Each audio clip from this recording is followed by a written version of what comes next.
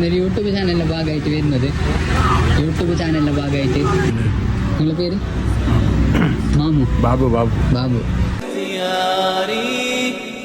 ഏകദേശം എത്ര വയസ്സായി കാണും? 55. അപ്പോൾ ഞാൻ ചോദിക്കുന്നത് എന്തെന്ന് വെച്ചാൽ, ഇപ്പോൾ ഈ 55ാമത്തെ വയസ്സിൽ ഇത്രയും വയസ്സിനിടയിൽ നിങ്ങൾ പഠിച്ച പാടെന്താണ്? സന്തോഷത്തോടെ ഒരാട് പരിപാലനം ജീവിക്കണം. എല്ലാവരും ഒരേപോലെ മാതിരി കാണണം.